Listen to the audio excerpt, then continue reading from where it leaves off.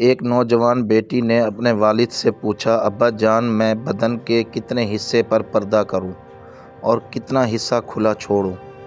والد نے جواب دیا، بیٹی بدن کے جتنے حصے پر جہنم کی آگ برداشت کر سکتی ہو اتنا حصہ کھلا چھوڑ۔ میں برسوں سے جنت کی تلاش میں نکلا تھا، لیکن آج پھر تھک کر آ کر ماں کے قدموں میں گرا۔ والدہ چلتی پھرتی ہوئی آنکھوں سے آزاد دیکھی ہے۔ میں نے جنت تو نہیں دیکھی مگر ماں دیکھی ہے۔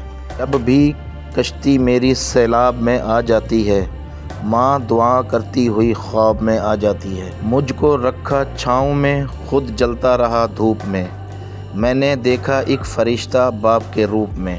اے ضیا، ماں باپ کے سائے کی بے قدری نہ کر، دھوپ کاٹے گی بہت جب یہ شجر کٹ جائے گا۔ اس ظلم کی دنیا میں فقط پیار ہے میری ماں، میرے لیے سایہ دیوار ہے میری ماں۔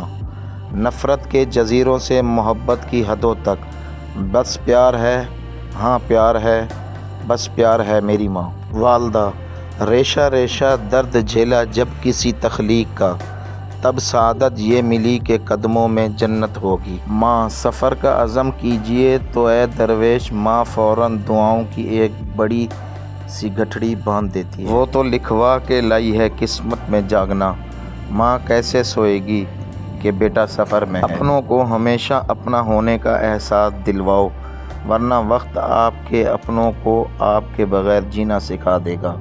حضرت علی۔ دکھ تب ہوتا ہے جب ہماری نیت صاف ہو اور اگلا ہم کو غلط سمجھے۔ ہماری زندگی میں وہ شخص سب سے بہترین ہوتا ہے جو ہمیں اس وقت بھی سمجھتا ہے جب ہم خود بھی اپنے آپ کو نہیں سمجھ پاتے۔ کتابوں سے نکل کر تتلیاں غزلیں سناتی ہیں، ٹفن رکھتی ہے میری ماں تو بستہ مسکراتا ہے۔